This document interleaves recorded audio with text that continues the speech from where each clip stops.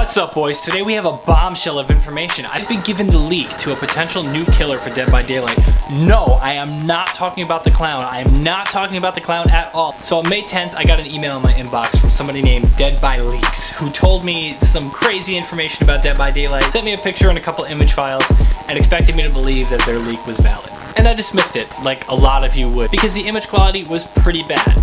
Now, he gave some excuses as to why that was. Excuse number one being that he took it on an iPod Touch. Now, I had a hard time believing this, especially the first part where they said that they were giving out different files to different YouTubers on Dead by Daylight, and that I just so happened to be one of the ones picked. Personally, I do believe I'm a good fit for this, but the numbers don't lie. There are other YouTubers who have more numbers than I do. That doesn't mean that their content's better. I work super hard to make sure that you guys are fed that information. I upload every Friday so that you can see it, you can comment, you can subscribe, you can do all of that, or not. It doesn't matter, I'll still be here every Friday. Let's start by validating the email. So, in the email, he states that he was able to snag these images on an iPod Touch very indiscriminately because no one would look twice at one of those and that they have to sign their phones in. In my opinion, that doesn't sound like someone who actually works at behavior as like a programmer or a dev or anything like that. It sounds to me like they're a Q&A tester. Now, I've looked into the job before. One of the first things you'll learn as a Q&A tester is to sign an NDA. An NDA, or a non-disclosure agreement for those of you who don't know, is a contract that binds you to not doing what this guy did. Do not leak information, do not tell people about it. You can't even tell your spouse about these things. Behavior, if you're gonna go start witch hunt at your company,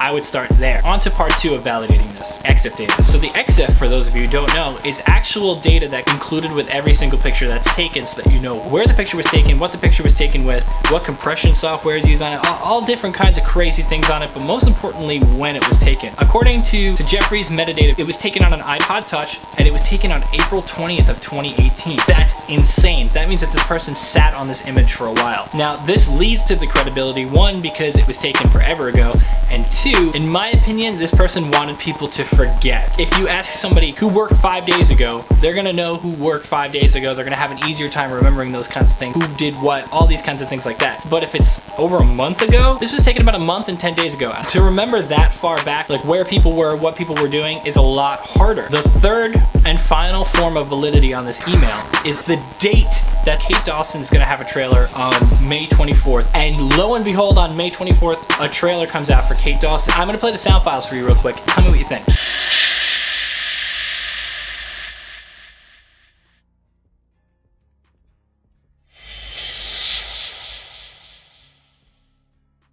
To me, that sounds like somebody trying to breathe in a hazmat suit. I tried looking online for any kind of files that were similar, like any kind of hazmat sound effects or whatever, and this just so happened to be completely original. So it really sounds like they did hire a team. There is a Foley workshop in Alberta, Canada, and the last thing that they just did was work on that new Blade Runner movie. So again, there's a lot of credence to be had here, especially because the behavior offices are somewhere in Canada. That's where they work on this game. That's where Matthew and his team is. They are somewhere in Canada. And the EXIF data doesn't lie. It shows somewhere in Quebec, Canada that picture was taken. And now on to the juiciest bit. First things first, when I saw the image, I didn't believe it. I was like, this is blurry, this is off camera, this is everything that those fake leaks on 4chan do every single year. And believe me, I've been around the block a couple times. I'm a little bit older than I probably look.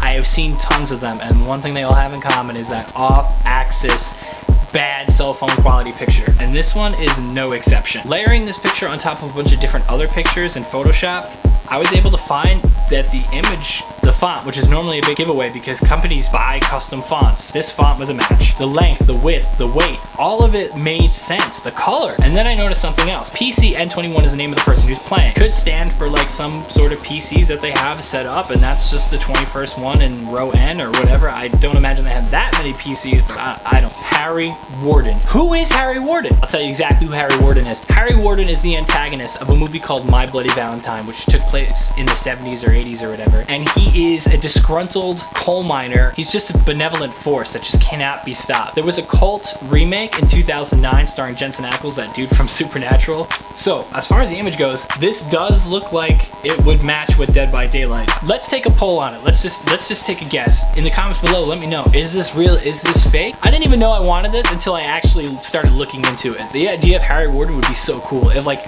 maybe one of his moves is that like if he powers up, he could use his pickaxe to hit one survivor and like carry them on the pickaxe for a little while, and they can actually still scoop up another survivor, so he has 2. That would be so cool. The double struggle, you know? And you know what, Behavior, if you were working on some moves for him and this does turn out to be true, I mean, I'm available for hires. I have been working hard on this video for weeks, doing all sorts of research to make sure that everything about it is valid before I push it out there, because there's one thing I want to do, and that's inform everybody, and I want to entertain you guys, and I want you guys to come back to me every week so that we can have these discussions and have fun like we do. My comment sections are always roaring, and I love that about you guys. So that's it for today's video. I love you guys so much, and I'll see you soon.